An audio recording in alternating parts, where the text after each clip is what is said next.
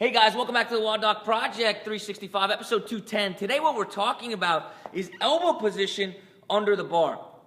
Now, we're going to use the concepts today using a strict press, but obviously it could be carried over to a push press or even any type of jerking position because the arm movement should be the same.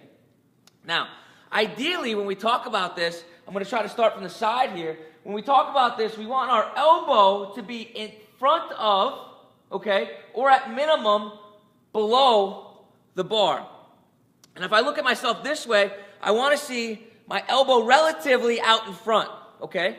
But a lot of times what happens when I see my athletes, when they start fatiguing or if they're just not paying attention in general, what will happen is their elbow will come out and it'll start bleeding outwards and behind the bar. They generally don't fall like this. People generally don't go like this. They generally bleed out like such. To understand why this is bad, we need to talk a little bit about shoulder mechanics. Why is it that we want our elbow to be out and underneath the bar like this?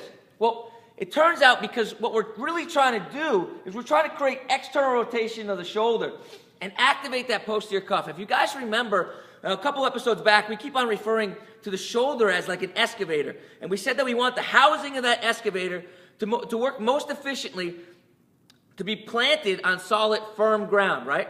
Versus being on loose soil, it just won't work as efficiently. They won't be able to get as much torque. So the shoulder blade works like the housing, right? The scapula works like the housing of that excavator. So if this isn't strapped firmly to my rib cage, okay, my arm can't support weight as efficiently. All right, that's why we always talk about elbows down, armpits out. It's because we're really trying to enforce external rotation. So if I get like here, and I allow my elbow, instead of being out in front, but to leak forward or leak back and out, what I'm really doing, as you guys can probably see, is I'm allowing this shoulder blade to dump over. And we refer to that as anterior tilting. Anterior tilting is bad for a whole bunch of different reasons.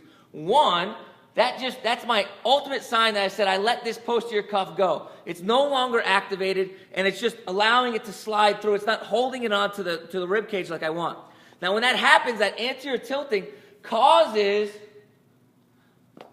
collapse of this kind of canal where all these sensitive structures that go down into my arm travel through. So what will happen then is I could possibly get some impingement syndromes, or at least, or at the minimum, some type of irritation to the shoulder, right?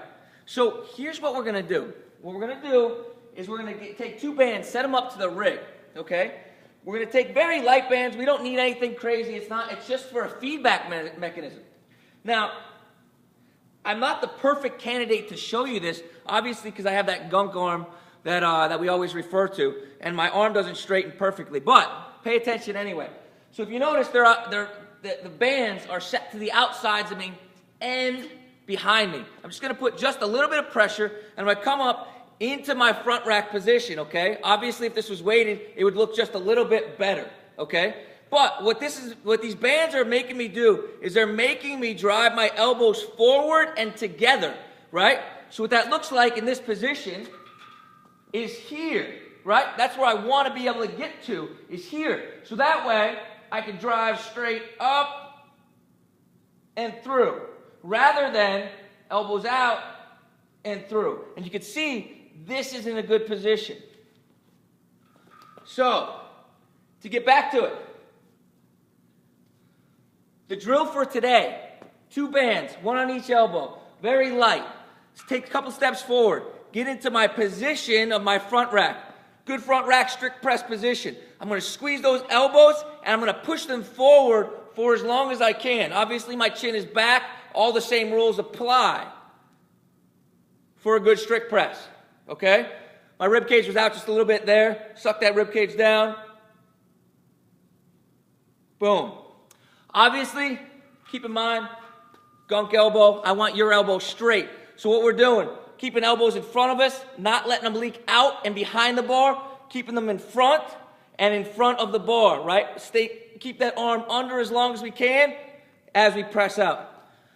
Guys, until tomorrow, we're optimizing function to optimize performance.